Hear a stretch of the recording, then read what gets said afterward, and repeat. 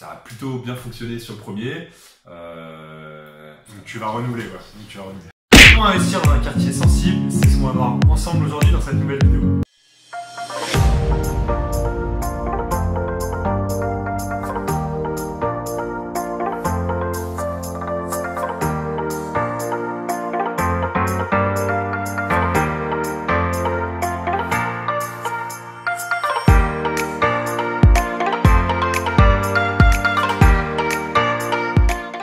Donc salut à toi futur investisseur libre, j'espère que tu vas bien, c'est un plaisir de te retrouver aujourd'hui. Donc aujourd'hui pour cette vidéo, je suis pas seul, je suis en compagnie de Delphin. Donc, salut Delphin. Salut. Voilà, je voulais faire cette interview avec Delphin qui est un ami à moi, qui est investisseur immobilier aussi, puisqu'il y a une particularité assez intéressante que je voulais te partager. Delphin, écoute, je te laisse te présenter et dire un peu voilà, qui tu es et qu'est-ce que tu fais dans l'immobilier. Ok, je m'appelle Delphin, j'ai 28 ans, j'habite à Paris. L'immobilier, ça a commencé il y a 2 ans. Et c'est il y a 2 ans que j'ai fait mon premier investissement immobilier avec une stratégie un petit peu particulière. Donc voilà, moi je te le dis souvent dans mes vidéos ou dans mes articles, le plus important en fait quand tu commences et que tu investis dans l'immobilier, c'est l'emplacement, l'emplacement, l'emplacement. Voilà, comme je te dis, il faut toujours choisir un quartier qui est assez intéressant, où tu as une demande locative qui est forte pour vraiment en fait te rassurer et créer une rentabilité qui est assez intéressante. La particularité de Delphin que je trouve vraiment intéressante, c'est que toi finalement en fait, tu as l'opposé de ce qu'on conseille et tu as décidé d'investir dans un quartier sensible. Exactement. En fait, au début, mon projet c'était donc d'investir autour de Paris, soit dans un immeuble de rapport, soit dans un appartement pour en faire du locatif. Et je me disais, il fallait que ça soit situé à peu près 1 heure, 1 heure et demie de Paris en voiture. Pour pouvoir vraiment suivre les travaux, faire la gestion locative, pour pouvoir bien apprendre. Mais en fait, ce qui s'est passé, c'est que justement, j'ai cherché l'emplacement et encore l'emplacement, mais malheureusement, je trouvais pas de renta en fait. Je trouvais pas de renta. Okay. Je trouvais des rentas trop faibles par rapport à mes objectifs. Et donc, en fait, je suis allé vers une ville où j'ai pu trouver un petit peu bon bonheur. Mais j'ai pas investi au centre-ville en fait. Parce qu'en fait au centre-ville on était à plus de 2000-2500 euros le mètre carré. Okay. Et pour en tout cas un premier investissement, je voulais aller sur quelque chose d'un petit peu moins élevé. Et surtout avec une rentabilité plus importante. Et donc là-dessus, donc tu dis 2000-2005, toi tu as investi dans quoi? Donc 2000-1800 euros le mètre carré après ça? J'ai réussi à trouver une affaire après négociation qui m'est revenu à 900 euros le mètre carré. Attends, 900 euros le mètre carré, tu m'as dit que le centre-ville c'est 2000 euros. Tu as réussi à investir à 50% en dessous du prix du marché? À 50% en dessous du prix du marché, exactement. Et attends, mais comment t'as fait? En fait, justement, j'ai pas investi au centre-ville. J'ai investi dans une zone qui est collée à ce qu'on pourrait appeler un quartier sensible. Voilà. Okay. Donc, au début, je me suis dit, pourquoi je ferais ça? Mais les prix étaient vraiment inférieurs et finalement, même si les charges étaient un petit peu élevées, par rapport à la stratégie que j'ai appliquée, finalement, je m'y retrouvais. Voilà, j'avais une grande surface, c'est un appartement qui fait plus de 96 mètres carrés. Okay. Et que j'ai acheté à 89 000 euros.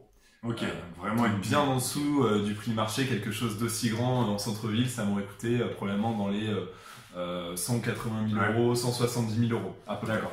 Voilà. Et ce que je dis souvent qui est intéressant, c'est en fait finalement quand tu investis dans un endroit que tu connais bien ou un très bon emplacement, tu vas pas être inquiet en fait sur la demande locative.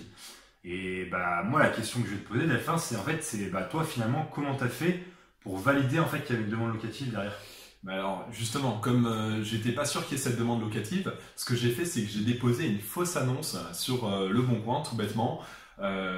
Et donc voilà, où j'ai décrit un petit peu l'appartement idéal qui allait être le futur appartement, okay, avec la location, et où j'ai décrit un petit peu les prestations et où j'ai mis des photos qui seraient équivalentes justement à ce que je voulais faire. Voilà, exactement. Et voilà, ça c'est une super technique On en reparlera par la suite, mais en fait, vraiment, quand tu veux tester ta demande locative, ce qu'a fait Delphin, c'est vraiment super top. C'est de créer une annonce, voilà, rapide sur le Bon Coin. J'imagine que tu le fais sur le Bon Coin. Exactement. De mettre les photos de ton appartement et de voir, en fait, le nombre de personnes qui t'appellent. Alors, bien évidemment, c'est super important de mettre un rendu qui va correspondre au rendu que tu vas faire de l'appartement. Si tu mets des super belles photos et que toi, derrière, en fait, tu repeins pas l'appartement, que tu fais pas une belle cuisine, bah forcément tu vas me dire oui je comprends pas, j'ai plein de gens qui m'ont appelé lorsque j'ai mis la fausse annonce, mais j'arrive pas à louer derrière. Donc voilà, ça c'est un point qui est vraiment important.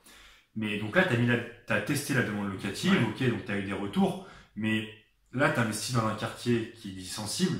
J'imagine que t'as eu que des cas sociaux, en fait, que des gens bizarres, non? Alors pas du tout, pas du tout. En fait, on l'a pas mentionné, mais moi ce que j'ai fait c'est une colocation. Ok. Donc une colocation de 4 chambres avec des prestations plutôt haut de gamme. Et c'est vrai qu'on dit souvent en immobilier qu'en fait on attire un petit peu ce qu'on apporte en fait. Si on fait finalement un appartement mal refait ou aux prestations de basse qualité, bah, on va avoir les locataires en conséquence. Et en fait, là, ce qui est assez dingue, c'est que j'ai eu un petit problème au moment de mes travaux. Ok. J'ai eu plus de 2 mois de retard par rapport à la date prévue. Ouais. Et en fait, nous étions en octobre et il y avait déjà eu la rentrée des classes. Ah oui. Donc, bah, j'angoissais un petit peu en fait. Hein. Donc là, en fait, pendant 3 mois, t'as une vacance locative, ton appartement s'est pas loué. Bah, en fait, pas du comment tout. t'as fait en fait? Bah, en fait, tout simplement, je me suis dit bon bah maintenant il faut trouver une solution. Ouais. Donc bah j'ai posé mon annonce et j'étais assez étonné. J'ai eu beaucoup d'appels, alors que c'est vrai que très souvent on dit que la colocation est réservée vraiment aux étudiants. Et là, ce qui est incroyable, c'est que bah, finalement dans ma colocation aujourd'hui, j'ai 2 ingénieurs d'une grande entreprise française. J'ai une personne qui est en cabinet de notariat. D'accord. Et j'ai une autre personne qui travaille en logistique, donc des excellents profils. Depuis qu'ils sont en place, voilà, j'ai jamais eu de retard de loyer. Et avec ça, je génère à peu près, donc en loyer, 1600 € par mois de loyer pour bah, finalement un crédit d'à peu près 600 € par mois. Ah voilà. Oui, t'es un cash flow, on va dire brut, avant charge de 1000 €, ce qui est vraiment en fait super intéressant d'une colocation. Exactement. Et en fait, c'est pour ça que je voulais vraiment faire cette vidéo en fait, avec Delphin, pour te montrer que tu peux en fait trouver des bonnes affaires, même dans un quartier qui est dit un peu entre guillemets sensible. Alors juste, je remets le contexte. T'as pas investi en fait au sein du quartier sensible. Non. T'es collé à côté, c'est ça? Exactement. En fait, j'ai investi vraiment collé à ce quartier sensible. On n'est pas à l'intérieur de ce quartier sensible. Et en fait, ce qui se passe, c'est que ce sont des bars des années 70 qui sont pas très sexy finalement pour les nouveaux acquéreurs aujourd'hui et qui pour les anciens acquéreurs, par exemple des retraités ou par exemple des familles, ce sont des populations qui se méfient un petit peu finalement ces tours qui se trouvent à côté de ce quartier sensible. Mais depuis que j'ai investi, c'est vrai que bah, au début je me disais oui, est-ce qu'il va pas y avoir des problèmes, parce que dans le journal, et les médias exagèrent toujours, il y a des fois une voiture qui a cramé, donc ça peut faire peur. Mais mes locataires n'ont jamais eu de problème. Ouais, t'as pas eu de mauvais retour de tes locataires qui t'ont dit je suis pas content d'être là? Aucun, alors que Okay. je crois qu'on en avait parlé, Rémi, mais c'est un rez-de-chaussée. Donc je me suis dit, ça peut faire un peu peur, les cambriolages, tout ça. Et c'est vrai que ça se passe très bien. Voilà. Ok, ouais, donc ça c'est un super bon point en fait, parce que souvent c'est un peu, il y a 2 points qui sont importants, c'est un peu les croyances limitantes. C'est-à-dire qu'on va se dire oui, comme je suis proche d'un quartier sensible, ça va pas marcher, je vais avoir pas de demande locative, ou je vais louer qu'à les mauvaises personnes.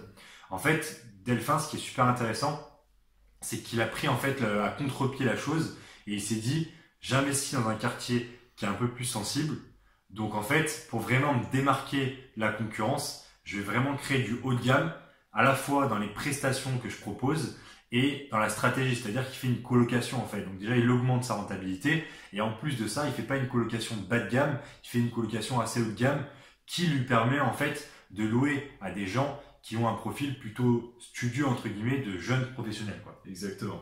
T'as bien résumé. Ouais.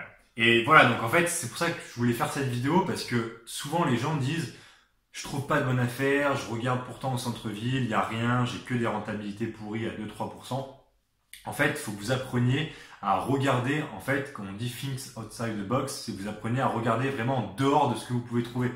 Là, Delphin, il a fait le pari d'investir en fait en dehors de la ville, donc à 10-15 minutes, je crois, en bus. C'est ça, ouais, centre 10 minutes en bus, c'est voilà. ça. Pour justement avoir des prix au mètre carré qui sont plus bas, maintenir une stratégie haut de gamme de colocation avec une forte rentabilité pour vraiment avoir un cash flow qui est super important. Et ça, c'est super important de faire ça, de prendre à contre-pied les choses pour chercher de la rentabilité. Sûr que si vous vous dites, je regarde l'investissement, un appartement sur une avenue qui est très cotée, vous allez dire oui, c'est sûr, j'aurai jamais de problème de location, mais par contre, vous allez avoir des rentabilités qui sont très très faibles, puisque forcément le prix au mètre carré est très important.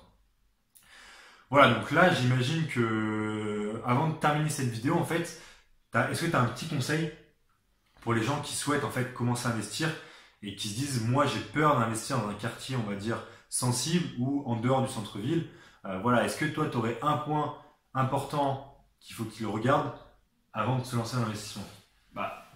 Si je pourrais donner, je dirais, un petit conseil, c'est vraiment se rendre dans cet endroit la journée, essayer de voir finalement si c'est que des on-dit ou est-ce que vraiment ça craint.